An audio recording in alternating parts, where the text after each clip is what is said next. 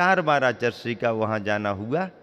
चारों बार पूरा मेला लग जाता, क्योंकि अब कोई व्यवसाय के लिए, कोई सर्विसों के लिए सब शहरों में तो रहते हैं, पर गांव में यदि संघ पहुंचा है तो सभी लोग आ जाते हैं। तो ये है। फिर उसके बाद भी एक बार और आहार कराए। अब वो तो माता जी ने अपने उससे संयममति के उससे हुआ था। अब बबीता और इन लोगों ने अपने पुरुषार्थ से दूसरी बार पड़गहन करके इनने भी कराया। शिमला ने केसली में अपने पुरुषार्थ से शिमला के घर पर हुआ, और लोगों को अंदाज लग जाता है कि चौके तो बहुत लगे हैं, लेकिन आचार्य श्री का ध्यान त्यागी वृत्तियों पर रहता है। त्यागी वृत्तियों के परिवारों को आचार्य श्री मौका देते, अवसर देते। तो वहाँ भी केसली में भीड़ भाड़ बहुत, चौके बहुत। तो अब शिमला अपने घर पर पड़गहन करने खड़ी हो गई। उसने बबीता को आचार्य श्री के पीछे पीछे आगे आगे लगा दिया। मंदिर से आचार्य श्री निकले, इतनी भीड़ में पता नहीं पड़ पाता है कहाँ चौका क्या है, तुम तो आगे आगे चले जाना। अब ये बबीता आगे आगे, आचार्य श्री ने देख लिया कि रास्ते में आगे, तो पीछे पीछे सब चौकों को देखते देखते आ रहे, देखते आ रहे। अब वो तो पीछे से आवा, वो तो दीदी ले गई, वो तो ले गई वो तो गई शिमला के यहाँ जा रहे आचार्य श्री, शिमला के यहाँ जा रहे। ऐसी चर्चा अंदाज लगा लेते हैं, और वो जानते हैं कि त्यागी वृत्तियों के यहाँ तो आचार्य श्री जाते ही जाते हैं। हरे कलर की साड़ी पहने थी, वो ले गए, वो गए आचार्य श्री और रास्ता बता दिया। ऐसा करके भीड़ में से आचार्य श्री को निकालना क्या है। और दूसरे भी को भावुक होते हैं, बहुत होते हैं। अब जिसका जैसा हो योग, तो कभी कभी ऐसा होता है। और त्यागी वृत्तियों को लगभग प्रोत्साहन आचार्य श्री देते ही है। गांव में कोई मुनि संघ, मतलब मुनि किसी परिवार से हों, आरिकाएँ हों, त्यागी वृत्ति हों, प्रोत्साहन देते। फिर समाज के मुखिया, अध्यक्ष हैं, कमेटी वाले हैं, दान दातार हैं, उनको भी देते हैं। सभी को प्रोत्साहन देना पड़ता है। तो समय समय पर कभी सबकी भूमिका के अनुसार देते हैं। और यही आचार्य श्री का स्वभाव और यही ख्याल सबको बांध करके रखता है। दान दातार भी बंधे रहते हैं, कार्यकर्ता भी बंधे रहते हैं, त्यागी वृत्ति भी उत्साहित रहते हैं। आचार्य श्री सब पर ध्यान देते हैं। बड़े छोटे का और परिचित अपरिचित का आचार्य श्री को कोई फर्क नहीं। कोई भी श्रावक अपरिचित से अपरिचित भी कभी गया ना हो संघ में, और जाके यदि उसने चौका लगाना शुरू कर दिया तो आचार्य श्री के आहार होंगे, पर आपको थोड़ी प्रतीक्षा करना पड़ेगी। हाँ, होंगे आहार, पर अब सबका करते करते आने में महीना 2 महीना लग सकते हैं। अब महीना 2 महीना का समय लेकर के कोई जाए और कोई ये सोच ले कि चतुर्मास हो रहा है तो जब तक आचार्य श्री के आहार नहीं होंगे हम तो चौमासे में लगाते रहेंगे, तो पक्के में आहार हो ही जाता है, क्योंकि आचार्य श्री भी देखते रहते हैं ना। अब लोग क्या करते हैं, 2-4 दिन में ही हो जाएं, 2-4 दिन में ही हो जाएं। अब 2-4 दिन में हो जाएं तो एकदम कैसे होंगे। अब 2-4 दिन में तो जल्दी प्रमोशन होता नहीं, सीनियरिटी के हिसाब से होता है। कौन कितने दिन का पुराना हो गया, कौन कितने दिन की सर्विस हो गई, तो ये तो भाई कानूनी प्रक्रिया है। सीनियरिटी के हिसाब से प्रमोशन होता है। तो चौका लगाने वालों में अब जिसका जितना पुराना होगा धीरे धीरे धीरे धीरे आएगा। कभी कभी अचानक भी किसी के यहाँ हो सकता है, कोई मान लो प्रतिमाधारी तैयार हो गया तुरंत में, कोई बड़ा प्रसंग बन पड़ा, किसी के घर से कोई दीक्षा का प्रसंग बन रहा हो, तो कई बार अचानक उनको भी लाभ मिलता है। ये सब चलता है।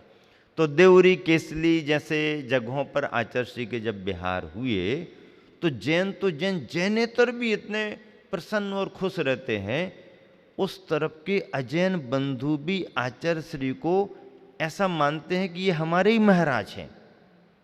और कई बार आचार्य श्री जैन बंधु को कभी किसी प्रसंग में थोड़ा पीछे भी कर देते। अजैन कोई भी आते हैं या कुछ करते हैं तो उनको उनकी अपनी विधि से जो करना है कर लेने दो, ऐसा संकेत कर दे। उनको कुछ बोलना नहीं, उनकी जैसी भावना कर लेने दो। अपनी मर्यादा, अपनी भूमिका के अनुसार अपन रहते, उनको अपना दूर से कर लेने दो। ऐसा करके इसी प्रोत्साहन के कारण बहुत सारे जैनेतर बंधु जुड़े हुए हैं। तो ऐसे 2 बार देवरी में आहार हो गए, केसली में भी शिमला के यहाँ आहार हो गए। पहले छोटे छोटे रहे, फिर बड़े बड़े हो गए, तो बड़े बड़े पड़गाहन करके दिया। अब की बार जब आचार्य श्री लास्ट बार में गए और उसके पहले गए तो ऐसा कितने लोग सब तरफ से, जितने गांव के लोग नहीं उससे कई गुने ज़्यादा आ ही जाते हैं, सब लोग भावना रखते हैं। केसली के जो प्रवचन हुए थे उन प्रवचनों में इतना तात्विक विषय था कि उनका संपादन जब हुआ और किताब बनने की बात आई तो नाम क्या रखा जाए, नाम क्या रखा जाए, संघ में ये चर्चा चली नाम क्या रखें। आचार्य श्री को इससे कोई लेना देना नहीं, ये तो काम त्यागी वृत्तियों का है, महाराज जी अपने प्रेरणा दे देते हैं। तो पुस्तक का संपादन हो गया, राकेश जी ने कैसेट से लिखवाया, सेटिंग करी, फिर उसके बाद में फाइनल हो गया, आचार्य जी के पास ले आए, सब जन बैठे क्या करें क्या नाम रखें, कोई कुछ बता रहा कोई कुछ बता रहा, कोई कहता केसली के केस नाम रख दो। क्या एक सुझाव क्या आया, केसली के केस। आचार्य श्री ने सुन लिया, कुछ बोले नहीं। फिर कोई कहने लगे, एक उदाहरण दिया था आचार्य श्री ने, काली सीसी में दूध, मतलब दूध तो है लेकिन काली सीसी में रख करके पियोगे तो लोग उसको दूध नहीं समझेंगे। ऐसा उदाहरण दिया। तो दूध पीना है तो सीसी भी सही होना चाहिए। तो पंडितों को लेकर के कहा कि दूध तो है पर काली सीसी का दूध ठीक नहीं है। तो कोई कहने लगे काली सीसी का में दूध, ऐसा ये नाम रखा जाए। चर्चा होते होते आचार्य श्री सुनते रहे, और बोलो और किसका, कोई कुछ कोई कुछ।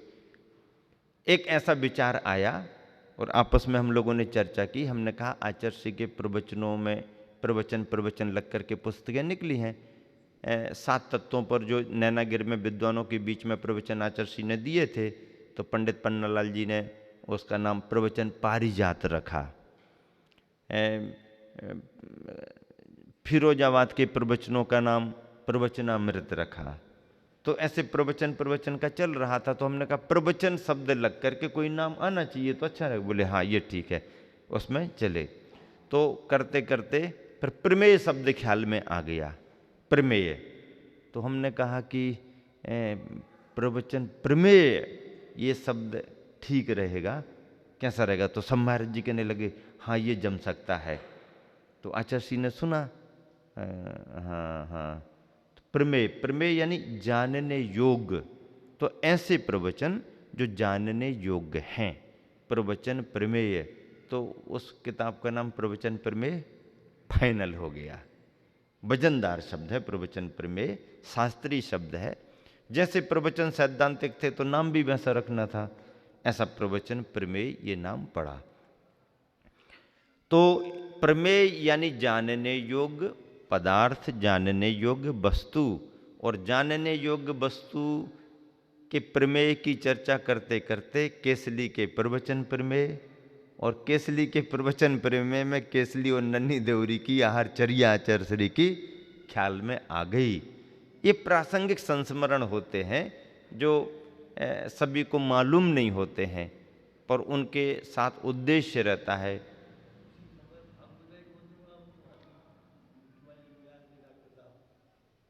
भारल जी आए थे तो भारल जी ने भी अपनी चर्चाएं करी, प्रवचन दिए। पर क्या है कि विद्वता होते हुए भी एकांत पक्ष का पोषण करते हैं। तो एकांत पक्ष के पोषण में अनेकांत का, स्यादवाद का जो मत होता है वो बाधित होता है। इसलिए आचार्यों ने कहा है कि अपनी शैली में, अपनी वाणी में स्यादवाद और अनेकांत की प्रस्तुति होनी चाहिए। और आचार्य श्री ने यही काम किया, गलत कभी किसी को नहीं कहा। पर आचार्य श्री का कहना रहा कि एकांत पक्ष का ही पोषण करेंगे तो मोक्ष मार्ग बाधित होगा। यहाँ पर कहा जा रहा है सत्ता हो और प्रकाशित ना हो, इंद्र सम यही चाहता है यह भी। इंद्र जैसे है, छिपा है, इंद्रधनुष आगे आ गया। सत्ता हो और प्रकाशित ना हो, इंद्र सम यही चाहता है भी, पर ऐसा होता नहीं है। अब पंक्तियां गुरुवर की आ रही हैं।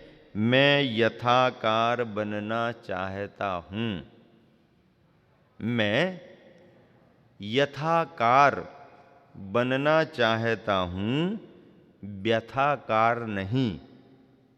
यथा जैसा है वैसा, व्यथा चिंता, आकुलता, परेशानी, ये व्यथा का अर्थ है। तो मैं यथाकार बनना चाहता हूँ, जैसा स्वरूप शास्त्रों में है, जैसा स्वरूप भगवान ने प्रतिपादित किया है, मैं वैसा ही यथाकार बनना चाहता हूँ, व्यथाकार नहीं। और मैं तथाकार बनना चाहता हूँ। तथाकार यानी जैसा है वैसा। मैं तथाकार बनना चाहता हूँ, कथाकार नहीं। कथाकार नहीं, कथाकार अलग होता है और तथाकार अलग होता है। कथावाचक तो बहुत मिलेंगे। कथा सुनाई, कथा सुनाई, ऐसा है वैसा है, ये है वो है, ये नहीं करना चाहिए, वो ना नहीं करना चाहिए, और जितना तुमने इकट्ठा कर दिया है ये तुम्हारे लिए हानिकारक है, सब चढ़ा दो धर्म के नाम पर। और चढ़ा दो तो उसको चढ़ा दिया और उसने निकाल करके चढ़ा दिया, और कथाकार ने बटोरा, समेटा। अरे पंडित जी क्या कर रहे? नहीं नहीं, अब इसको हम शुद्ध करके इसका उपयोग करेंगे। तो कथाकार ले गया। ये कथा होती, वो कथा होती है, और हर चीज में ये लगाओ वो लगाओ, ये करो वो करो। तो कथाकार तो कथाकार होते हैं, सुनाई और आगे बढ़ गए। उनका कथा के जीवन से संबंध नहीं है, केवल कथावाचक। कथावाचक जैसे अभिनयकर्ता होते हैं। अभिनयकर्ता एक्टिंग ऐसी करेंगे कि वो तुमको रोना आ जाएगा, और वो अंदर से रोते थोड़ी हैं। अभी पर्वराज पर्यूषण में 10 लक्षण में संस्कार शिविर में महाराष्ट्र का कलाकार राजेंद्र आया था, तो कैसी एक्टिंग करता था, ऐसे हाव भाव, ऐसी एक्टिंग। तो वो हाव भाव एक्टिंग कर रहा है तो अंदर से भी वैसा कर रहा है क्या? नहीं, उनके अभ्यास रहते हैं। एक ही साथ में 2-2, 3-3 प्रकार की आवाजें निकाल सकते हैं। अभी को महिला का रोल कर जाए, और कहो आके बूढ़े का रोल कर जाए, कहो बच्चे का रोल कर जाए, कहो राजा बन करके झगड़ने को आ जाए, तो उनको लगता क्या है?